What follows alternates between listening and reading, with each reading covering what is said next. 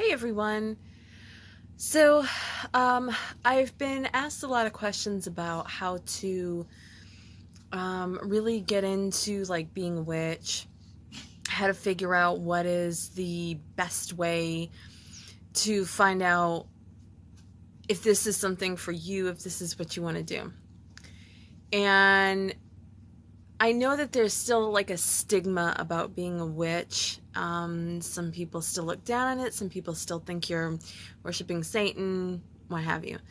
So I understand that for people that are unsure, there's like a limited resources that you have to find out about, witchcraft and stuff. So today what I'm going to do is I'm going to be talking about certain books that would be helpful to you, give you some information and a place to start and figure out if this is for you and what's the best way for you. So the first book I'm going to start with, and I just want to say that I am not being paid by anybody to endorse this. This is books from my personal collection that I have found helpful. And some of these books have actually taught me things that I never knew about before. So, if it's helpful for me, it might be helpful for you. So the first book I want to talk to you about is, it is by Amber K. and Azrael Aaron K. And it is called How to Become a Witch. I'll hold it up a little bit better here. Okay. The Path to Nature, Spirit, and Magic. Now, I paid full price for this, and full price is $19.99. Now, you may be able to like go on Amazon, maybe find it a little cheaper if it's used or whatever. It's very helpful. It covers a lot of different things. Everything from, it talks about, let's see, where's the chapters here? It talks about what is witchcraft. It talks about, cycles of the moon. It tells about, different things like WitchVox, which is a website for witches to go and figure out, hey, what's going on in my area? Is there a pagan festival? Is there this? Is there that? And pagan festivals are almost kind of like a Renaissance festival, but you'll find like the leather working and stuff there. But instead of like jousting and stuff, you'll find workshops. You'll find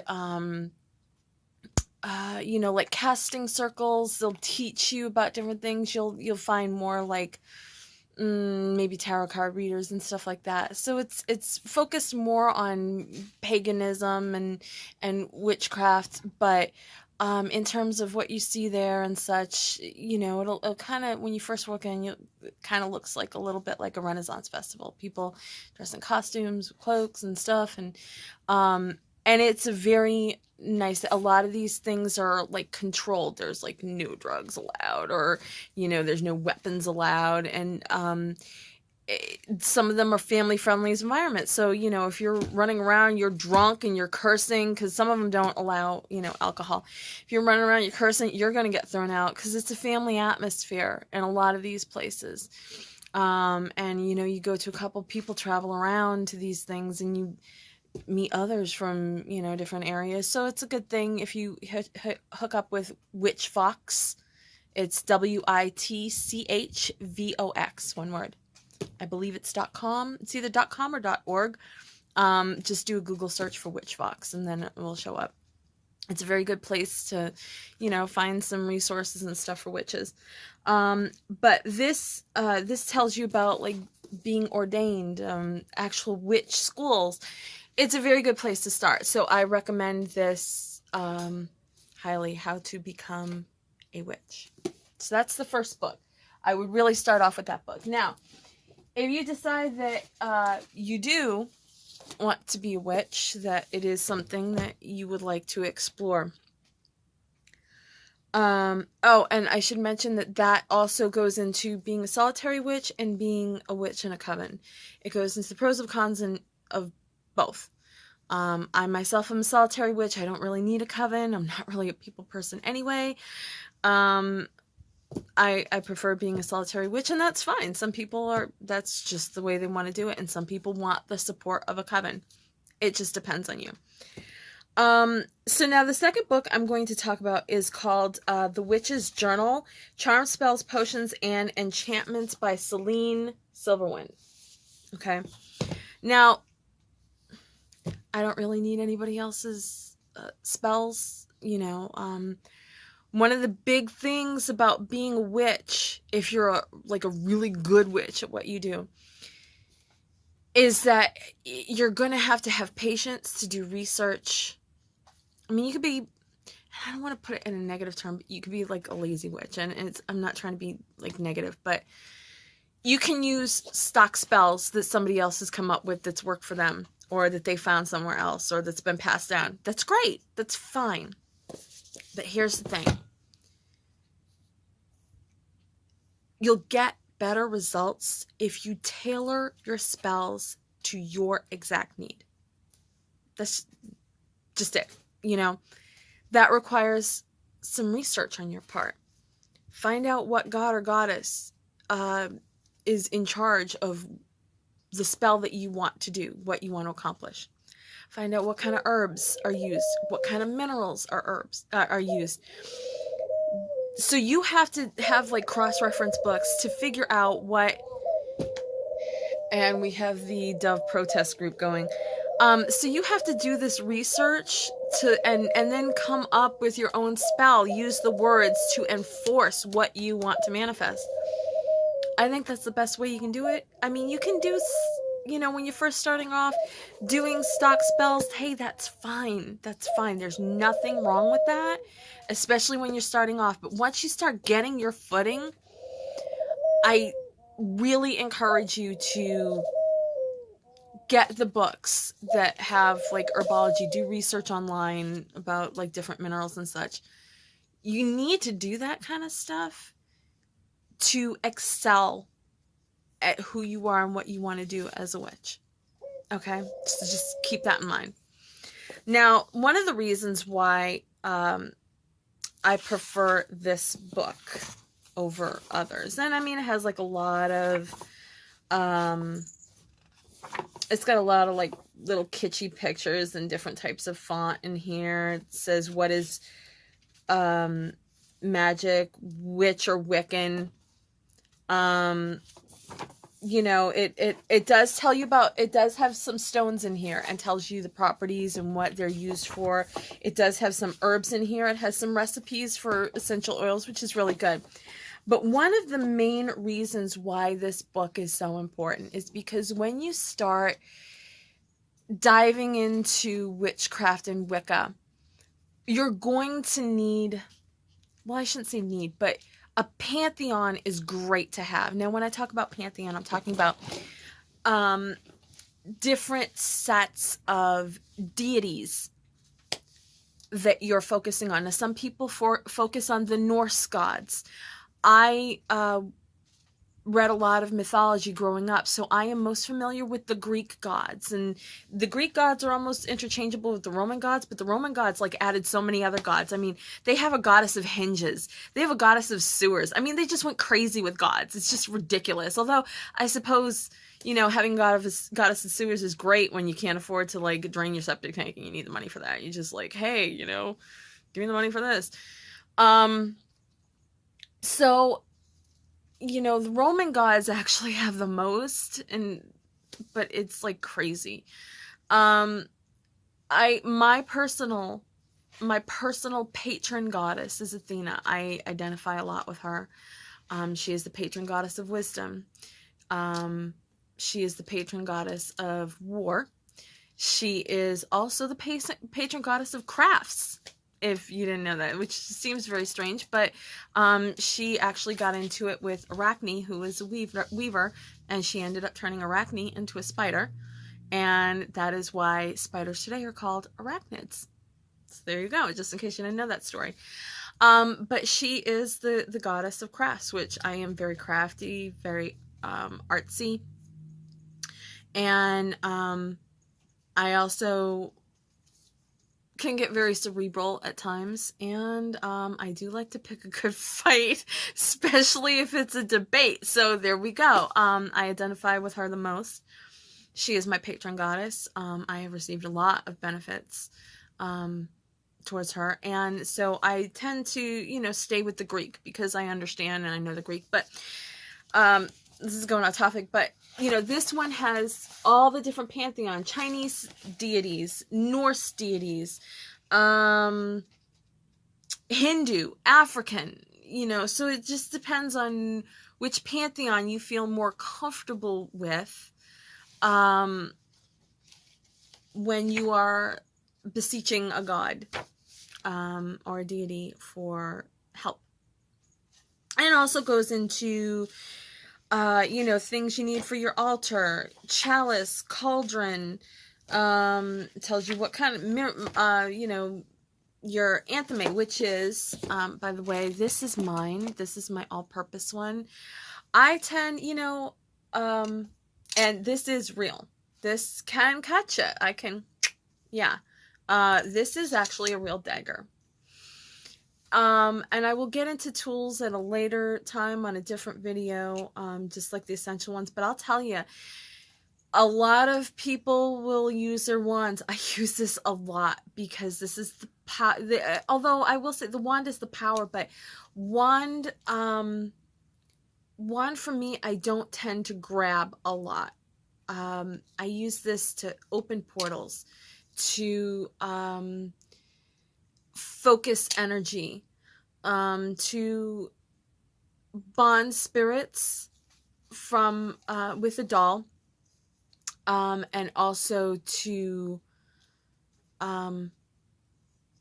control spirits that not so nice. I have encountered them. They have tried to attack me. They have they don't get very far. And for those of you that don't exactly know who I am, you know, in later videos, you will figure out that you'll find out exactly why spirits don't have an easy time attacking me. So, but yeah, this is an antheme. You can use a letter opener as an antheme. I mean, I'm not a rich witch. And I know that there are other people starting off, you know, they think, oh God, I've got to buy this and it's going to cost a lot of money. Not really. I've, you know, I'm on a budget. I've done things that I can, you know, show you, how to be a witch on a budget too. So, you know, show you tricks, show you different ways to set up an altar and all that. So this was The Witch's Journal, by Celine Silverwind. So now these are basically just essential books that, you know, that are great when you're first starting off with. Definitely start off with the one by, what does it say? How to Become a Witch? Yeah, How to Become a Witch. I would start off with that. And if you're happy with that and you want to progress further, then these are some of the other books that you should definitely invest in. Now, the next one, and as you can see from all the bookmarks here, I definitely use this as a reference point a lot. It is The Complete Book of Incense, Oils, and Brews by Scott Cunningham. Now, Scott Cunningham is no longer with us. He has crossed over to the other side. But he is a very prolific writer of witchcraft, Wicca, all different kinds of stuff. I have a couple of his books. He's very prolific. So if you get into it and you become more accustomed to it, you're going to see a lot of books by Scott Cunningham. So he's just a name that you're going to find out there a lot. This is really good because he has his own section for creating your own recipes. It will tell you how to make essential oils. It will tell you how to make your own incense. It gives you different recipes for incense, prophecy incense, prosperity incense, you know, wealth sachet, witch finder talisman, weather protection sachet, which is really good because I live in Florida, you know, friggin' hurricane every single year. And also what this does is, which is really good, is it will give you, and I think this should be it. It has a botanical incense, but I thought, yes, here it is. It does have it. So it has a section for substitution. So say you have a recipe and it calls for Mugwort. Okay, well, you're usually not going to find mugwort in your garden anywhere, and maybe it's a little pricey online, so you can go to the back here and find what would be a substitute for mugwort, which is maybe something as simple as I don't know what it is, and I'm not going to spend a lot of time looking it up, but it could be something as simple as basil. Who doesn't have basil in their kitchen? So hey, you can go to the dollar store and get a little thing of basil. Boom, good to go, because you can use dried herbs too. So most of the stuff is dried anyway. And then the last book, and I don't really use this a lot, but I do have this as kind of a backup.